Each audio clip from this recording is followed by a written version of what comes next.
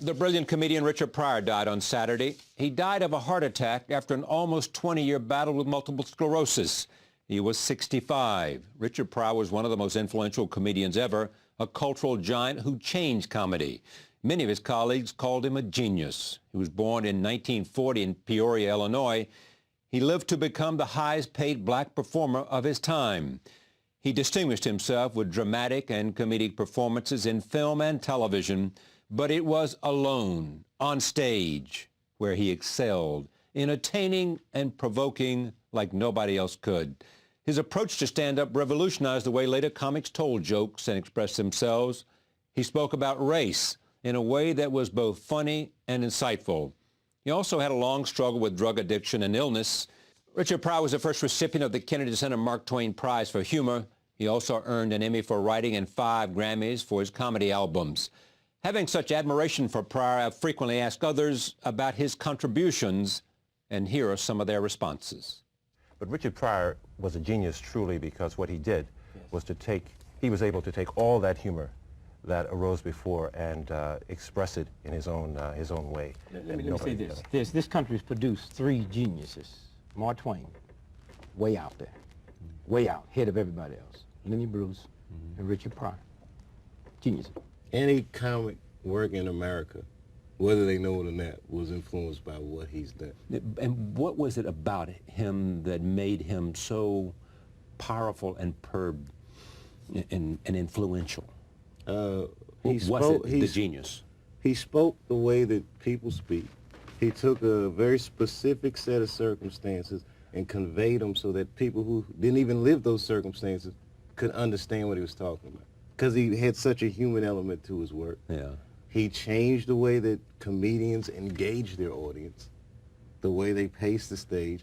He brought a lot of things to comedy. He's kind of like Coltrane for comedy, like the last innovator. You told me a story that was amazing at the Comedy Club. Near the tail end, we were talking about all the people that had been a part of that sort of career that you saw in stand-up when you were doing stand-up and impressions and all of that. Richard Pryor backstage and saying to you, "I'm not sure that I'm funny right now. You know, I don't really feel funny."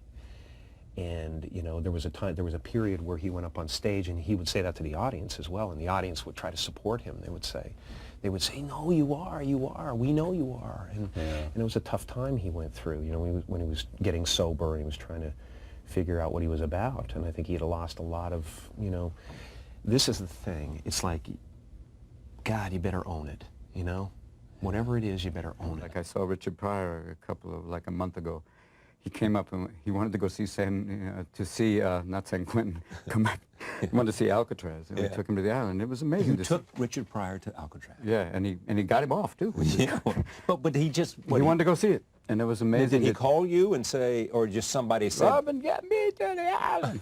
I want to go see the island." You know San Francisco. I know you do, brother. Yeah. Take me to the island. Anybody that knows, you know, follow Richard Pryor knows that he's immensely talented, and to watch what he has done in movies, it was really, I mean, it was good stuff. And then there might have been movies that, you know, you say, okay, that's cool. I enjoyed this one better or that.